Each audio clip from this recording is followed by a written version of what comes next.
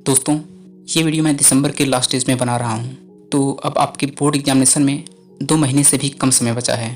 तो आप ऐसा क्या करें कि आप इतने कम समय में भी तैयारी करके 90% से ऊपर रिजल्ट हासिल कर सकें। तो स्टूडेंट, वीडियो को ध्यान से लास्ट तक देखना ताकि बताए गए 5 मेथड को अपनाकर आप बोर्ड एग्जामिनेशन में बेहतर रिजल्ट हासिल कर सको। नंबर 1, अपने ऊपर विश्वास करो। दोस्तों, ये तो मैं नहीं जानता कि इससे पहले के एग्जाम्स में आपके मार्क्स कैसे रहे हैं, लेकिन ये तो तय है कि आपके मार्क्स चाहे जैसे भी रहे हों, लेकिन स्टडी टेक्निक में सुधार करके तथा स्टडी टाइम को बढ़ाकर आप अपने मार्क्स को प्रीवियस एग्जाम से बेहतर कर सकते हो। लेकिन उससे पहले आपको जो काम करना है वो है अपने ऊपर विश्वास करना। दोस्तों, अक्सर होता यह है कि हम अपना कंपैरिजन टॉपर से न करके अपने से लोअर स्टूडेंट से करते हैं और उनके और अपने मार्क्स के बीच में अंतर को देखकर खुश हो लेते हैं, जबकि होना ये चाहिए कि आपको अपने से ज़्यादा मार्क लाने वाले स्टूडेंट्स को देखकर बेचैन होना चाहिए और सोचना चाहिए कि ऐसे कौन से तरीकों का मैं इस्तेमाल करूं कि उससे भी आगे निकल सकूं। एक टॉपर के पास भी आपके ही जितना टाइम होता है और कमोबेश आपके जितना सुविधा और साधन भी। तो आपको बस ये जानने की कोशिश करना है आखिर वे कौन से तरीके हैं जिनका प्रयोग करके टॉपर्स बहुत अच्छे मार्क्स ला पाते हैं। और सबसे ज़रूरी बात यह है कि आपको खुद में विश्वास करना होगा कि मैं उससे ज़्यादा मार्क्स ला सकता हूँ। नंबर 2, डिस्ट्रैक्शन से दूर रहें। दोस्तों, चूँकि आपके एग्जामिनेशन में अब टाइम तो बहुत ही कम बचा है, तो आपको पहले ये करना है कि आपको देखना है कि अब से पहले आप उन कौन सी फालतू चीज़ों पर समय बर्बाद कर रहे थे जिनसे आपकी स्टडी या आपके जीवन में भी कुछ भी फ़ायदा नहीं पहुंचने वाला है, जो चीज़ें आपके लाइफ में कोई वैल्यू ऐड नहीं करती। सबसे पहले आप उनको नोट कर लीजिए और उनसे दूरी बना लें। जैसे आजकल के स्टूडेंट मोबाइल पर गेम खेलकर फालतू वीडियोज, शॉर्ट रील्स देखकर समय बर्बाद करते रहते हैं। तो कहने का मतलब ये है कि सोशल मीडिया साइट्स पर टाइम बर्बाद करना बंद कर दें। हाँ, आप स्टडीज़ की वीडियोस बेशक देख सकते हैं। इसके अलावा कोई भी बैड हैबिट हो जिसे आप खुद ऑब्जर्व कर सकते हैं, उन्हें पूरी तरह से अवॉइड करें। नंबर 3, टाइम को वेल मैनेज्ड रखें। दोस्तों, आपको अच्छे मार्क्स लाने के लिए टाइम को अच्छी तरह से मैनेज करना सीखना होगा। अपने टाइम टेबल को मुँह-ज़बानी नहीं याद रखें, बल्कि आप उसे लिख लें और आप जहाँ भी स्टडी करते हो वहाँ चिपका दें। इससे फ़र्क पड़ता है, करके देख लें।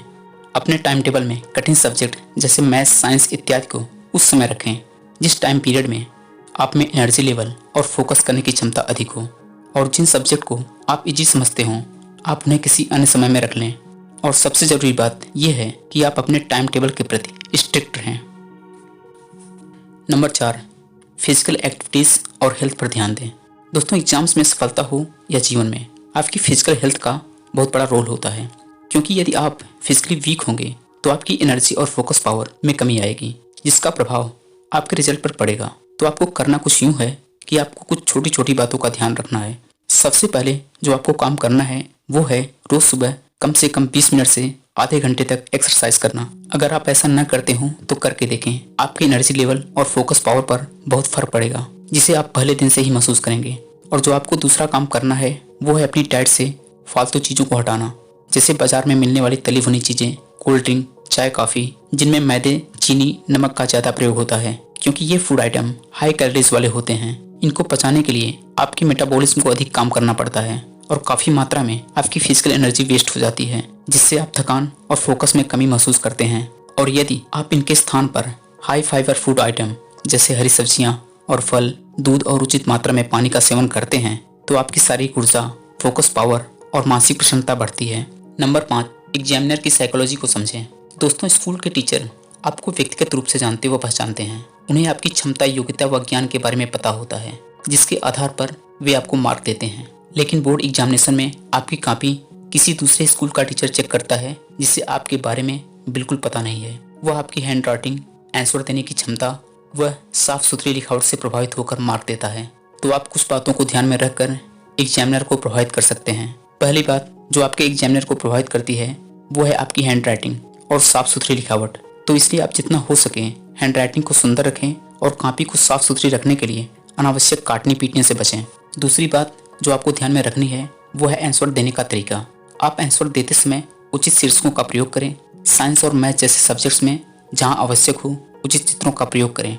और एक चीज़ विशेष ध्यान रखें कि यदि एक मेन क्वेश्चन में मल्टीपल क्वेश्चन हो, जैसे मान लो प्रश्न नंबर 1 में A, B, C और D करके 4 छोटे छोटे क्वेश्चन दिए हों, उन्हें एक ही स्थान पर क्रमबद्ध तरीके से आंसर दें। अगर आप इस तरीके से उत्तर देते हैं, जैसे एक पेज पर 1A, 2B, 5C, 4D इस क्रम में आंसर देते हैं, तो इससे एग्जामिनर इरिटेट होता है, जिससे आपका मार्क्स भी प्रभावित होता है।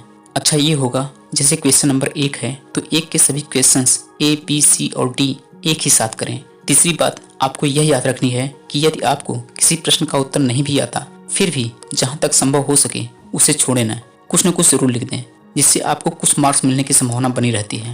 हालांकि मैथ और साइंस जैसे सब्जेक्ट पर यह ट्रिक लागू नहीं होती। तो दोस्तों, ऊपर बताए गए 5 टिप्स को यदि आप फॉलो करते हैं तो परीक्षा में बेहतर रिजल्ट की उम्मीद कर सकते हैं।